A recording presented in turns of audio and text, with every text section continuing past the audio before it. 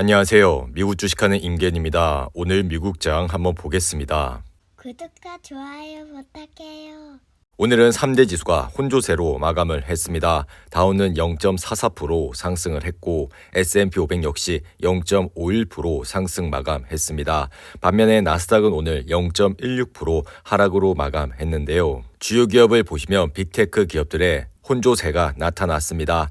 애플과 구글, 아마존은 강보합 상태로 마감을 했고 마소와 테슬라는 약보합 상태로 마감을 했습니다. 반도체 섹터를 보시면 엔비디아가 1.63% 하락을 했고 AMD 역시 1% 가까이 하락을 했습니다. 그리고 아래 보이시는 은행주는 1% 이상 상승을 했는데요. 오늘 시장의 이슈는 국채 금리의 폭등이었습니다. 미국 10년물 국채 금리는 오늘 6% 가까이 상승을 하여 2.479로 마감을 했습니다. 그리고 장중에는 2.5대를 돌파하며 2019년 5월 이후 2년 10개월 만에 2.5대까지 금리는 올라왔습니다. 그리고 오늘은 2년물 국채 금리마저 폭등을 하면서 장중 2.33대까지 올라왔고 이로 인해 장단기 금리 차이가 0.2%밖에 나지 않는 상황까지 왔습니다. 그리고 이날 시티뱅크는 향후 4차례 FOMC 정례 회의에서 50bpc 기준금리를 인상할 것이라고 예상을 했고 상황에 따라 75bp 인상까지 가능할 것이라 내다봤습니다.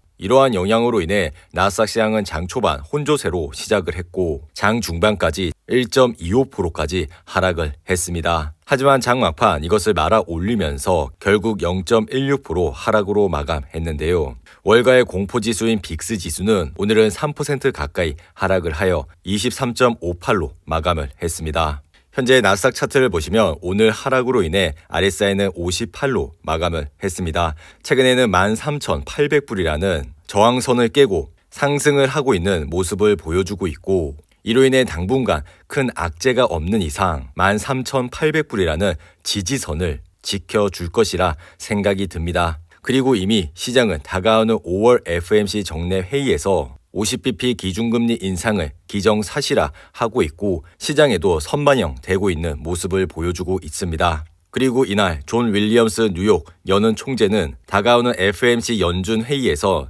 기준금리를 50bp 인상하는 것이 적절하다고 언급을 했고 연준은 이러한 금리 인상에 민첩해질 필요가 있다고 언급했습니다.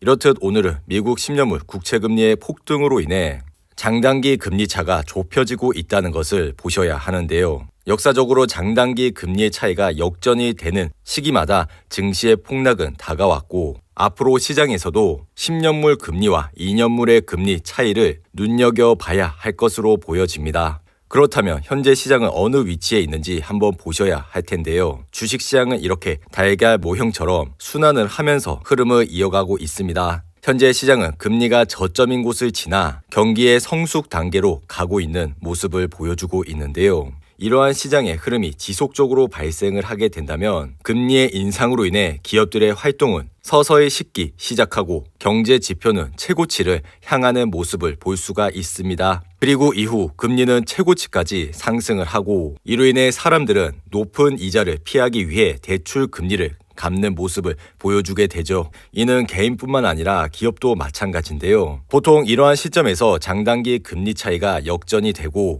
시중에 돈이 없어지면서 자연스럽게 경기는 침체기가 시작이 됩니다. 지난 3월 FOMC 회의에서 나온 점도표를 보시면 다가오는 2023년 말에는 금리가 피크를 치는 모습을 볼 수가 있습니다. 그리고 이러한 금리가 정점이 된 이후 경기가 침체가 되고 주식시장마저 폭락이 오는 모습을 보여주고 있습니다. 그러니 이러한 시장의 주기를 눈여겨보시고 투자를 해주시면 좋을 것 같습니다. 그리고 비트코인 시장은 현재 44,000불 선에서 흐름을 이어가고 있는데요. 비트코인 시장의 피어앤그리드 지수는 47로 마감을 했습니다. 시장은 어느덧 공포감에서 벗어난 모습을 보여주고 있습니다. 항상 시장이 공포감에 있을 때 시장을 주목해 주시기 바랍니다. 그리고 중국의 전기차 회사인 니오는 4분기 실적 발표 이후 9% 이상 하락을 했습니다. 니오의 이번 4분기 실적은 시장의 예상치를 웃돌았지만 앞으로의 가이던스가 시장의 예상치를 비트하지 못하면서 이렇게 주가는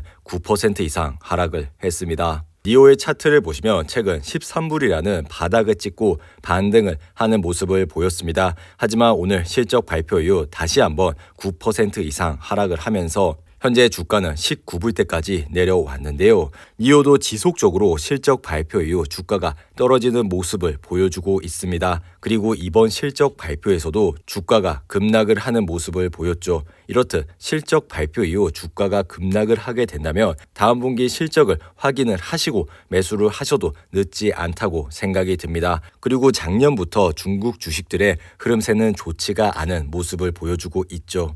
그리고 당분간 이런 흐름은 지속될 가능성이 높으니 이러한 점을 잘 참고하셔서 투자를 해주시면 좋을 것 같습니다. 그리고 알리바바 진동닷컴 역시 오늘은 1% 이상 하락을 했습니다.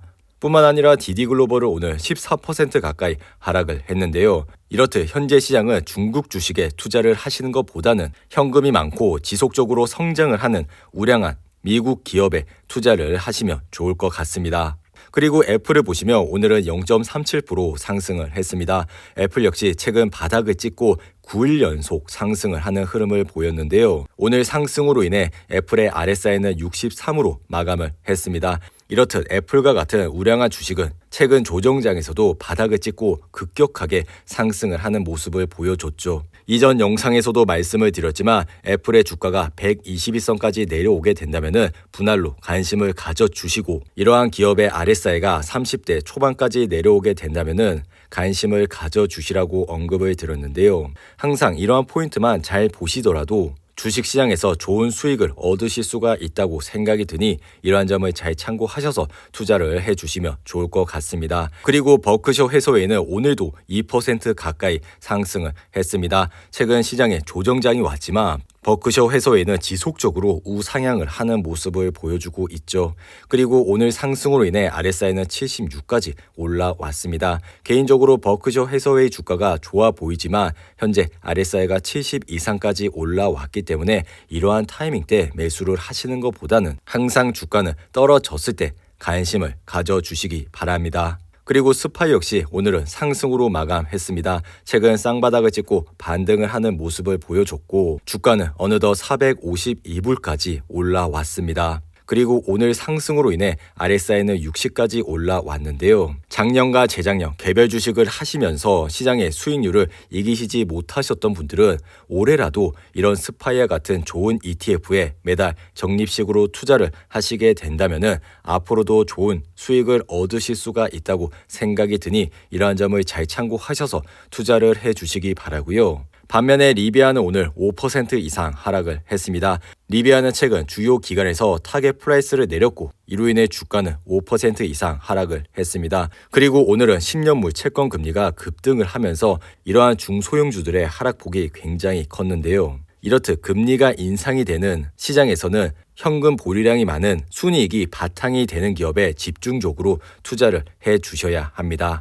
그리고 주식시장의 피어앤그리드 지수는 오늘 46으로 마감을 했습니다. 주식시장 역시 이제는 공포감에서 벗어난 흐름을 보여주고 있는데요. 항상 시장이 공포감에 있을 때 시장을 주목해 주시기 바랍니다. 이상으로 오늘의 영상은 이렇게 마무리를 하고요. 오늘 하루도 잘 버티신다고 고생하셨습니다. 여러분들의 후원은 영상 제작에 큰 힘이 됩니다. 하단의 멤버십 가입과 지속적인 시청 부탁드립니다. 오늘 하루도 즐겁고 행복하게 보내시기 바랍니다. 감사합니다.